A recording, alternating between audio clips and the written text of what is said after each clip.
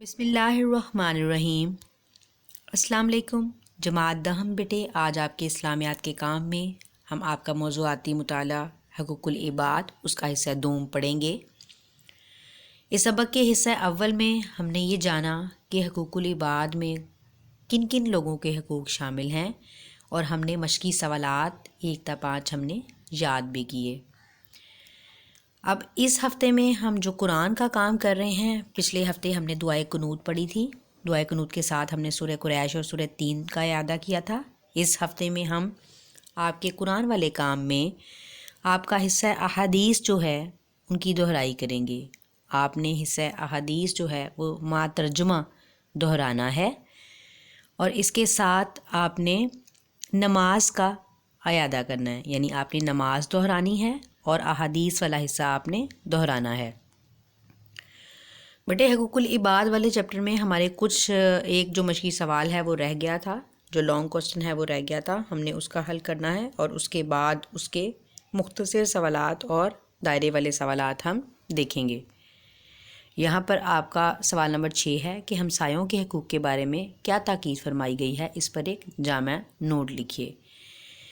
یہ سوال ہم نے یہاں سے یاد کرنا ہے، اس کی آیات ہم نے دیکھنی ہے، اور آیات پر ایک بات کا خیال رکھیے گا کہ انہیں اعراب کے بغیر آپ لکھنے کی مشق کریں گے۔ یہ سوال یہاں تکمیل پا جائے گا، آپ نے اس کی احادیث، اس کی اشعار اور اس کی آیات جو ہیں وہ یاد کرنی ہیں۔ یہاں سے اس کے مختصر سوالات شروع ہو رہے ہیں، میں مختصر سوالات کا کچھ حصہ پڑھ دیتی ہوں اور باقی آپ نے یاد کرنا ہے۔ دیکھیں، کہتے ہیں حقوق اللہ سے کیا مراد ہے؟ ایسے حقوق جو اللہ کی نسبت بندوں پر فرض ہیں، مثلا نماز، روزہ، زکوٰۃ، حج اور دیگر عبادات وغیرہ، یہ سب حقوق اللہ میں شامل ہیں۔ آگے وہ کہتے ہیں حقوق العباد کی وضاحت کیجیے۔ حقوق حق کی جمع ہے، جس کا معنی حصہ، اور عباد عبد کی جمع ہے۔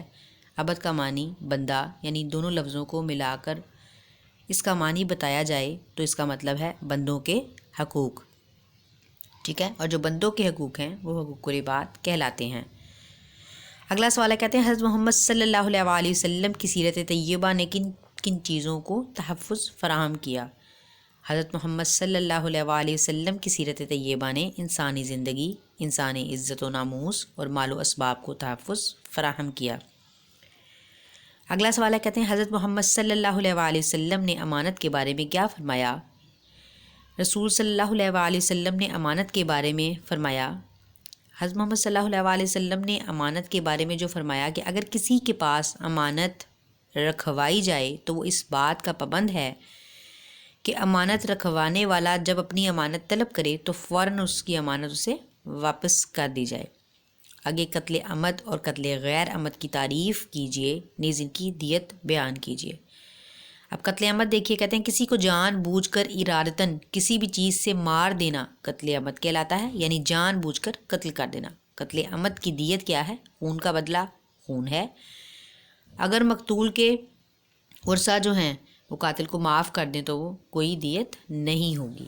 آگے قتل غیر عمد ہے، یعنی بغیر کسی غلطی کے جان بوجھے بغیر قتل کرنا۔ کہتے ہیں قتل غیر عمد وہ ہے جس میں کوئی اچانک لاٹھی، پتھر یا گولی وغیرہ لگنے سے ہلاک ہو جائے اور مارنے والے کا قتل کرنے کا ارادہ نہ ہو۔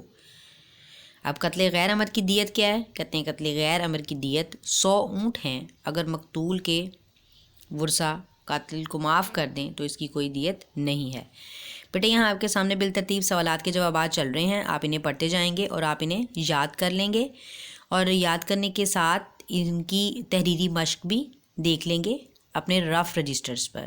یہاں آپ کے باقی سوالات کے جوابات ہیں، ان کا حل آپ نے کر لینا ہے اور انہیں یاد کر لینا ہے۔ آگے آپ کے یہاں اوپر سوالات کے جوابات ختم ہو رہے ہیں اور نیچے انتخابی کثیر الانتخابی سوالات جو ہیں وہ شروع ہو رہے ہیں، یعنی جنہیں ہم دائرے والے سوال کہتے ہیں، ان کا حل آگے موجود ہے، آپ نے ان کو یہاں سے یاد کر لینا ہے۔ یہاں پر یہ ہمارے سبق کی جو ہے وہ تکمیل ہو گئی ہے۔ آپ کا پہلے حصے میں ہم نے اس کے ایک ایک دن کر کے لانگ کوسچنز یاد کیے، یہاں پر ہم نے اس کے لانگ کوسچن کے ساتھ شارٹ کوسچن اور دائرے والے سوالات یاد کیے۔ یہ آپ کا باب جو ہے وہ مکمل ہو گیا۔ اس باب کے مکمل ہونے کے ساتھ آپ نے جس بات کا خصوصی خیال رکھنا ہے اور جس بات کی خصوصی مشق کرنی ہے وہ آیات اور احادیث کا لکھ کر دیکھنا ہے۔ جب آپ انہیں بار بار لکھ کر دیکھیں گے تو آپ کے کام میں کسی طرح کی غلطی نہیں ہوگی، لکھنے میں کسی طرح کی کوئی غلطی نہیں ہوگی۔ شکریہ، اللہ حافظ۔